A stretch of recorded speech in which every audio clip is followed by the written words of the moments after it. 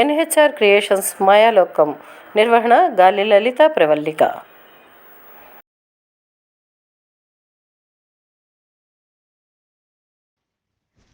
నమస్కారం. మాయాలోకం గొలుసు కట్టు నవల. నిర్వహణ శ్రీమతి గాలి లలితా ప్రవళిక గారు. నా పేరు డాక్టర్ దాసోజు పద్మావతి. నేను 42వ భాగం రచించి మీ ముందుంచుతున్నాను. నందిత, మీరు అసలు ఆర్కియాలజిస్టేనా? అదేమిటి నాగకుమార అలా అన్నారు? అదే నేను చెప్పేది. మేమేమైనా నమ్మామంటే అర్థం ఉంది, కానీ శాస్త్రీయంగా పరిశోధన చేసి పరిష్కరించాల్సిన స్థానంలో ఉన్న మీరే పద నిధి అంటూ ఇలా అనడం ఏమిటి అని ఆశ్చర్యంగా ఉంది అన్నాడు దీపక్. అది కాదు దీపక్ అన్న నందిత మాటలు కూడా పట్టించుకోకుండా, మీరు ఎవరూ రాకపోతే నేను కూడా ఈ బిలంలోకి కాదు కదా, అటువైపే రాను. ఇష్టమైనా కష్టమైనా కలిసే ముందుకు వెళదాం అంటూ దీపక్ మొండికేశాడు. కాసేపు ఏం చేయాలో తెలియక మౌనంగా ఏదో ఆలోచిస్తూ కూర్చున్నారు. ఎవరూ ఏం మాట్లాడకపోతే ఏమిటి అర్థం? ఒక్కోసారి నిశ్శబ్దం కూడా అన్ని శబ్దాల కన్నా భయంకరంగా ఉంటుంది తెలుసా అన్నాడు దీపక్. అదేం కాదులే దీపక్, నీ మాట ప్రకారమే ఓ పని చేద్దాం, అందరం కలిసే వెళదాంలే అన్నాడు శరత్. అప్పుడు మనకు ఎలాగో దీపక్ తోడుగా ఉంటాడు కనుక భయం ఉండదు. అలా అయితే సరే, పదండి అంది నందిత. ముగ్గురు కలిసి అడుగులో అడుగు వేసుకుంటూ నెమ్మదిగా ఓ విశాలమైన సొరంగ ద్వారం దగ్గరకు వెళ్ళారు. కానీ ఇంత క్రితం చెప్పిన దృశ్యాలు ఏవి ఇప్పుడు అక్కడ లేవు. పూర్తిగా భిన్నమైన వాతావరణం, చాలా ఆహ్లాదకరమైన పరిసరాలు, మనోహరమైన సుందర దృశ్యాలు. ఇటు చూసిన ప్రకృతి పచ్చదనం పరుచుకుంది. ముగ్గురు ఆశ్చర్యంగా ఒకరి ముఖాలు ఒకరు చూసుకున్నారు. అల్లంత దూరంలో చెంగున గంతులేస్తున్న జింక పిల్లలు, ఉరుకుల పరుగుల ఉడతమ్మలు, దూరంగా ఓ ఆశ్రమంలా కనిపించింది. అది మునులు తపస్సు చేసిన పుణ్యధామంలా ఉంది. ఆ చుట్టూరా అద్భుత శిల్ప సంపద. ఆస్వాదించే మనసుండాలే కానీ ఎంతో జ్ఞాన సంపదను పరిచయం చేస్తాయి ఆ శిలలు. ఇదంతా స్వప్నం కాదు కదా, లేక ఇదో ఊహా ప్రపంచమా? వాస్తవమే. మరి ఇదేమిటి అంటూ ఆశ్చర్యం వ్యక్తం చేశాడు దీపక్. మేము కూడా నీతో కలిసి రావడంతో జరిగిన మార్పు కాదు కదా, అనుమానం వ్యక్తం చేశాడు శరత్. చూద్దాం ఈ పరిణామం ఏమిటో. ఈ అందమైన ప్రపంచంలో మానవ సంచారం మాత్రం లేదు. అందుకే మరి ఈ ప్రకృతి ఇంత రమణీయంగా ఉంది తెలుసా అన్నాడు శరత్. ప్రశాంతతకు ఆలవాలంగా ఉంది. ఆ భావన అనిర్వచనీయం. ఆనందంతో తేలిపోతున్నాయి వారి మనసులు. కొన్నాళ్ల క్రితం స్నేహితులతో కలిసి కన్యాకుమారి టూర్ వెళ్ళినప్పుడు వివేకానంద ర్యాక్లో మౌనంగా ధ్యానముద్రలో కాసేపు కూర్చొని ఎంతో ప్రశాంతతను పొందాము. అంతటి అపురూపమైన అనుభూతి నేడు ఇక్కడ కలిగింది. మా హృదయాలపై పన్నీటి జల్లు చిలకరించినట్లు ఉంది. ఇక్కడ ఏ విధమైన నిధి నిక్షేపాలు కనిపించట్లేదు, కానీ అవి ఇచ్చే ఆనందం కన్నా ఎన్నో రెట్లు విలువైన అనుభూతిని, ప్రశాంతతను ఈరోజు పొందాయి వారి మనసులు. దీపక్, నీకు ఏమనిపిస్తుంది? ఇక్కడ నువ్వే ప్రధాన పాత్రధారివి కదా, ముందుగా నీ సంగతి చెప్పు అంది నందిత. మీలాగే నేను అనిర్వచనీయమైన అనుభూతిని పొందాను.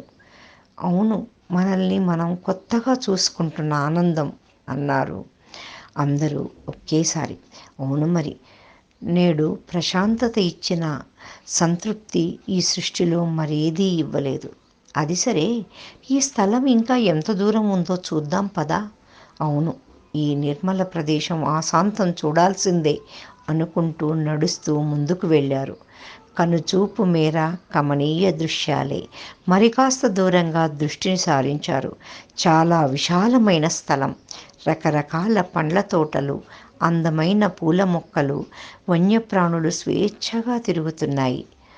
కొండవాలు నుండి పారుతున్న సెలయేటి గలగలలు, రంగురంగుల పక్షులు, అల్లంత దూరంలో మయూరాలు, పురివిప్పి నాట్యం చేస్తున్నాయి.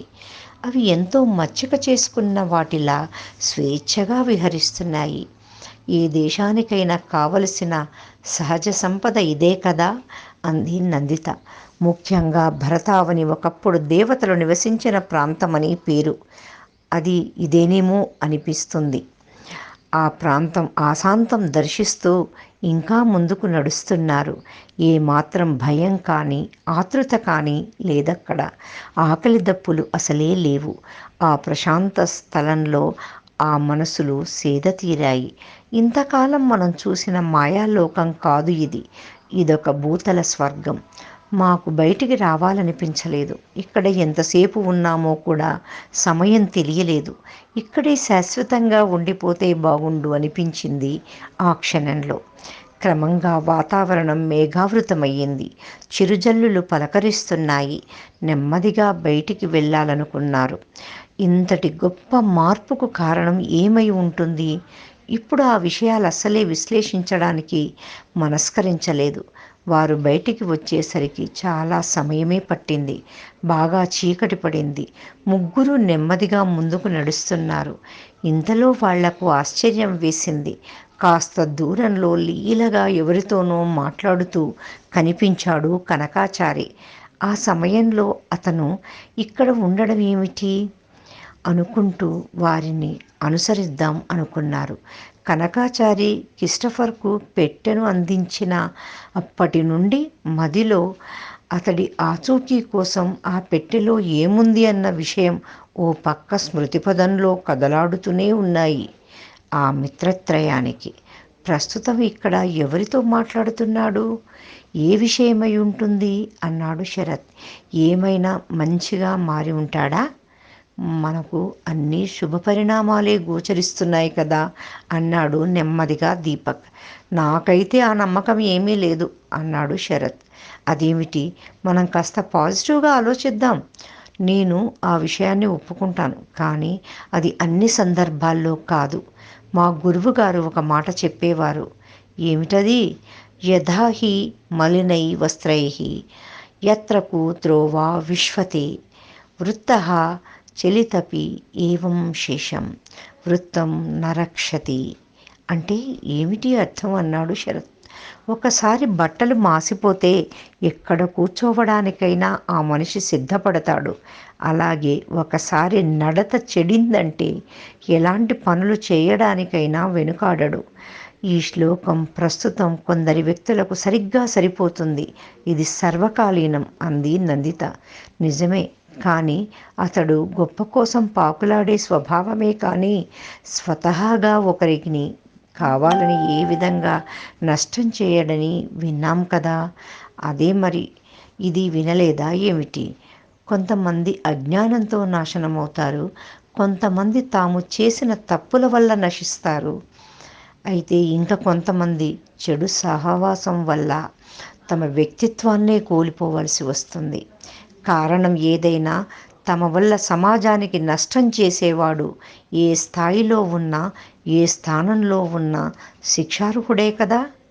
అదిగో అటు చూడు దీపక్, వాళ్ళు బండి తీస్తున్నారు. మనం వాళ్ళని అనుసరిద్దామా అన్నాడు శరత్. ధన్యవాదాలు. నా పేరు డాక్టర్ దాసోజు పద్మావతి, తెలుగు అధ్యాపకురాలు.